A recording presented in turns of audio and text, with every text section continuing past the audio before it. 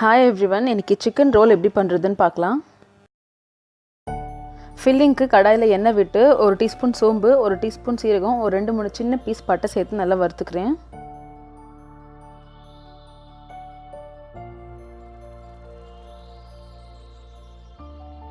இது வறுப்பட்டதுக்கு அப்புறமா நான் ஒரு 10 சின்ன வெங்காயத்தை மெலிசாக நறுக்கி வச்சுருக்கேன். அதையும் சேர்த்து நல்லா சாஃப்டாகிற வரைக்கும் வதக்கிக்கிறேன்.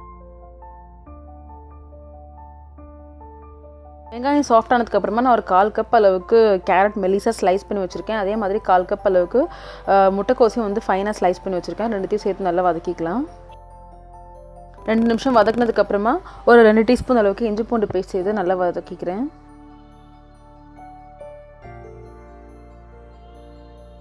இஞ்சி பூண்டு பச்சை வாசனை போனதும் தேவையான அளவுக்கு உப்பு சேர்த்து ஒரு 5 நிமிஷம் மூடி போட்டு வேக வச்சுக்கலாம். அதுக்கப்புறமா 1/4 டீஸ்பூன் மஞ்சள் பொடி சேர்த்துக்கிறேன். 1/2 டீஸ்பூன் மிளகாத்தூள், 3/4 டீஸ்பூன் அளவுக்கு கரம் மசாலா தூள் சேர்த்து நல்லா பச்சை வாசனை போகிற வரைக்கும் வதக்கிக்கலாம்.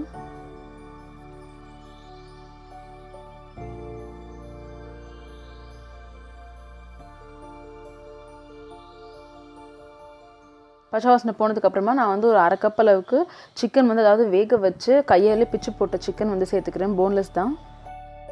சேர்த்து ஒரு வாட்டி நல்லா கலந்து விட்டுக்கலாம்.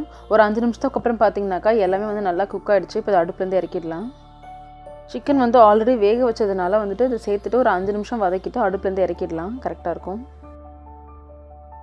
ஃபில்லிங் ரெடி ஆகிடுச்சு. இப்போ இந்த ஸ்ப்ரிங் ரோல் ஷீட்டுக்கு வந்துட்டு நான் ஒரு கப் அளவுக்கு மைதா சேர்த்துக்கிறேன்.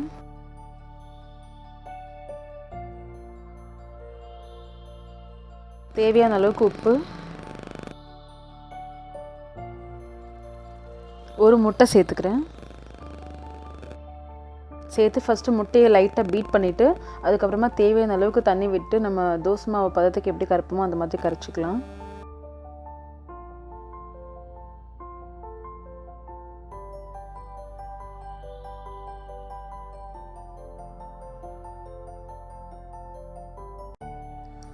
ஒரு இரும்பு தோசைக்கல் வச்சு அது காஞ்சதுக்கப்புறமா நம்ம ரெடி பண்ண மாவு வந்துட்டு தோசை ஊற்றுற மாதிரி எல்லா மாவையும் ஊற்றி எடுத்து வச்சுக்கலாம். இது முட்டை சேர்த்துருக்கிறதுனால ரொம்ப சீக்கிரமாக வந்துடும். ஜஸ்ட் ஒரு நிமிஷம் தான், அப்படியே திருப்பி போட்டு எடுத்துருங்க. ரொம்ப நேரம் வேக வைக்காதீங்க, ஏன்னா ஸ்ப்ரிங் ரோல் வந்துட்டு அப்புறம் உங்களுக்கு சாப்பிடும்போது ஹார்டாகிடும்.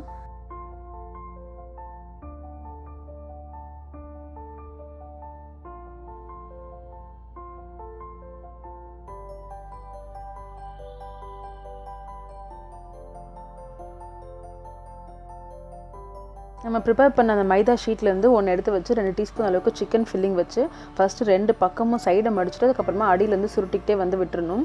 இது வந்து உங்களுக்கு அப்படியே கரெக்டாக நிற்கும், ஒட்டிகிட்டேன்னா வந்து வெளியே வராது, அப்படியே நிற்கும். இந்த தண்ணி மைதா எதையும் வச்சு சீல் பண்ண வேணாம், அதுவே பிடிச்சிக்கும்.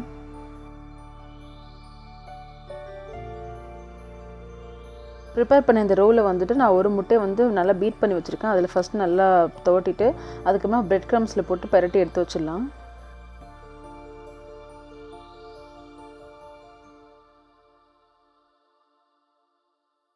இப்போ எண்ணெய் நல்லா சூடானதுக்கப்புறமா அடுப்பை வந்துட்டு லோவிலேருந்து மீடியம் ஃப்ளேம் அந்த மாதிரி வச்சுட்டு நல்லா போட்டு பொரிச்சு எடுத்துக்கலாம். இதில் பார்த்தீங்கன்னா ஃபில்லிங் மேலே இருக்க அந்த ஷீட் எல்லாமே வந்து உங்களுக்கு ஆல்ரெடி குக் ஆனது தான். ஸோ ஒரு 3 மினிட்ஸ் நீங்கள் இதை நல்லா டீப் ஃப்ரை பண்ணாலே போதும்.